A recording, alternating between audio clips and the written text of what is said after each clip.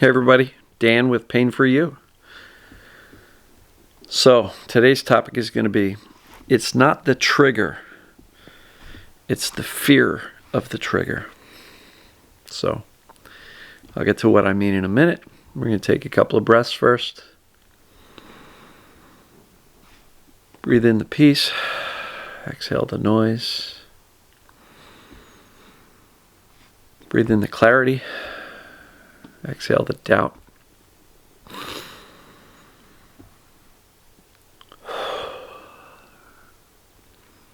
Let your body relax. Sorry about that. So, it's not the trigger, it's the fear of the trigger that's causing the mess. So, let's first say what I mean by a trigger. Oftentimes, our symptoms flare when triggered. Could be a conversation with mom or dad. Could be an argument with your kid's teacher. Could be, who knows, could be a family gathering, that tends to cause our pain to flare up. Could be physical movements. It could be bending over. It could be sitting down. Could be standing. Could be walking. Could be a slow jog. Could be laying on your right side, on your left side, on your back. Could be anything, really. Could be loud noises. Could be bright lights for headaches and things like that. So inevitably, there are lots and lots of potential triggers. And a lot of people spend a lot of time identifying, all right, what just caused me this pain flare? I got to figure that out so I can never do that again. And that's kind of a catch-22 because you're like, well, I guess in theory it makes sense. If I can figure out what's triggering a pain flare and I avoid that trigger, then I won't have the pain flare. That's logical. But the problem is, for many of us, we have a lot of triggers. And if we eliminate everything that triggers us, our life becomes this big. Everything in our life shrinks. We don't go out. We don't see people. We don't talk to people. We don't talk to mom or dad as much.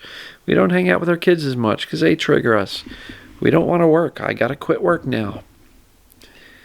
I can't move. I can't do this. I can't do that. Before you know it, you're bedridden because you're so afraid of these triggers called getting up and going to the bathroom or doing anything or standing at the kitchen sink and washing a couple of dishes or cooking dinner or you name it. If we keep on identifying and keeping a list of triggers, and then with intention try to avoid them all, it's kind of the wrong approach.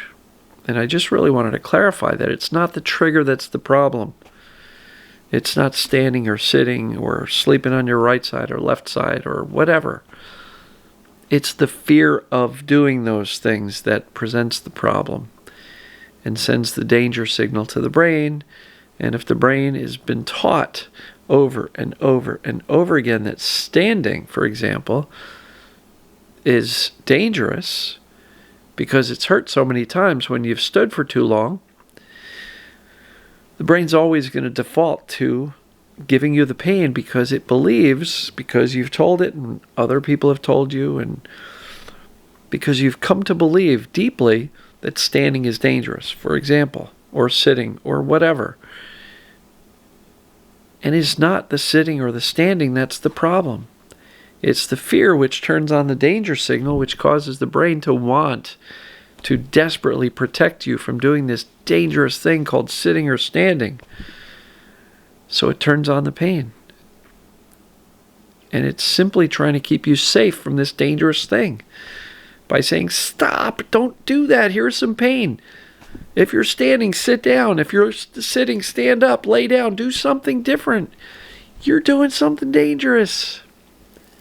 And that's all pain is. It's a warning signal to try to stop us or protect us from something the brain perceives as dangerous.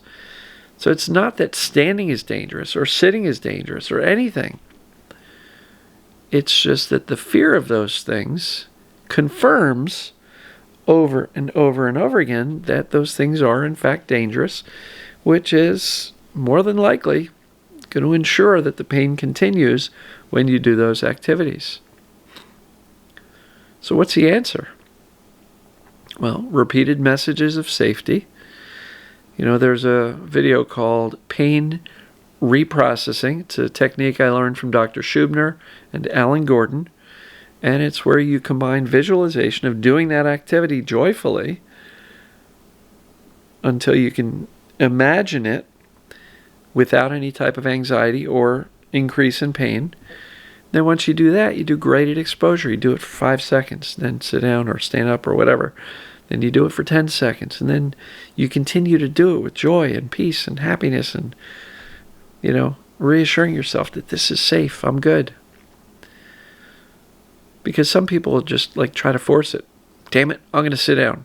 And so they'll sit down, they'll torture themselves until they can't stand it any longer.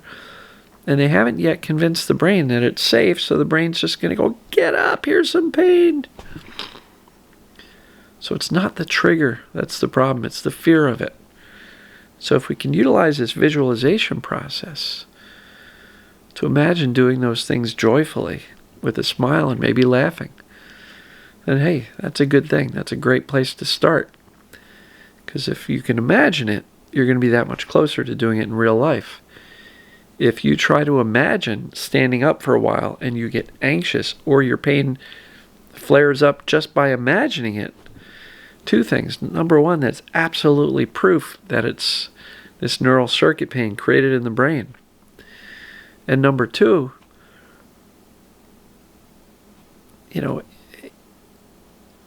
doing that, imagining with joy and imagining and practicing it in your imagination enough to the point where you don't get the anxiety or you don't get the increase in symptoms, that's going to help you get the reality to happen. The brain can't tell the difference between an imaginary event and a real event. So if you can imagine it over and over and over again in your head, the brain's going to kind of believe that that's the truth. So practice it. Practice visualizing, imagining yourself doing this triggering activity with joy, with a smile, with comfort, peace, no pain. So give it a shot.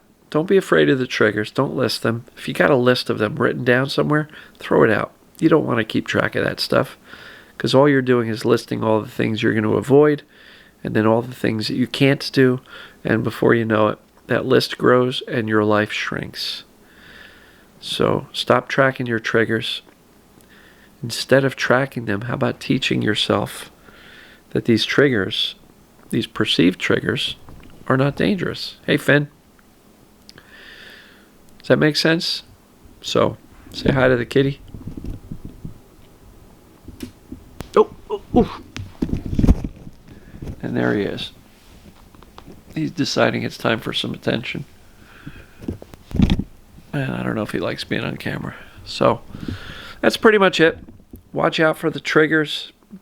Teach yourself that they're actually not dangerous as opposed to avoiding them, which is actually confirming your brain's perception that they are dangerous. Does that make sense?